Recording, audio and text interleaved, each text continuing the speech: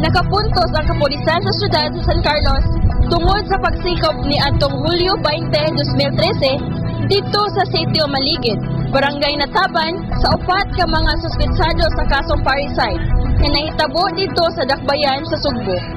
Sila si Police Superintendent Victorino Romanillos, bagong hepe sa kapulisan sa San Carlos, Police Inspector Efren Kitayen sa RPSB 6 ug ang Naga Police Station nga gipanguluhan ni SPO2 Ayan Kitayen maoy nangulo sa pagdakop sa giingong wanted nga mao sila si Francisco Admistad Alfar, JP Lawas Alfar, Merlinda Lawas Alfar ug Jovelyn Vihante Armada nga puros residente sa Barangay Nataban ug king duha ka babaye ila kining mga live-in partner sa dihang dito pa sila sa Sugbo na nimuyo. Ang upat ka mga wanted gidakop pinaagi sa warrant of arrest in criminal case number CBU-99971 for parricide nga giluwatan o gipirmahan ni Honorable Judge Rafael Spartosa Sr., Branch 14, Cebu City. Matod pa ni Police Senior Inspector Mark Anthony De Roca, Operation Officer sa San Carlos Police Station, nga ang aktibong partisipasyon sa Barangay Intelligence Network sa Barangay Nataban ning resulta sa pagsikop sa mga suspetsado. Dugang pa ni Police Senior Inspector De Roca nga kapin sa bulan nga pagtago nila sa Barangay Nataban sukad sa ilang paiskapo dito sa Dakbayan sa Sugbo. Ug nakabuhi kini og istorya ang mga dinakpan ngadto sa mga silingan nga sila adunay gibiyaan nga kaso dito sa Sugbo. Hinungdan nakahatag kini og interes sa mga BIN sa pagtawag sa mga kapulisan sa San Carlos.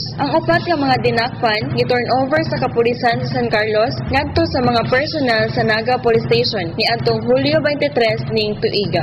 Si Francisco Admistad Alfar gialigar nga iyang giligo ang patay nga lawas sa iyang asawa nga si Enridia usa niya gidala sa Minglanilla District Hospital, Cebu Province. Nga giingon nga gi-cardiac arrest apan sa dihang gidala ang patay nga lawas sa iyang asawa, nakita sa taga-punerarya nga may tulo ka saman sa tiyan inagian sa bala ug ang taga-punerarya mintawag sa Naga Police Station. Hinungdan nagidakop si Francisco ug nagpositibo kini sa paraffin test apan gibuy-an human nakapiyansa sa obstruction of justice ug maoy nagtuklod kaniya nga may eskapo kuyog ang tulo ka suspetsado dinhi sa San Carlos. Dugang pa ni De Roca.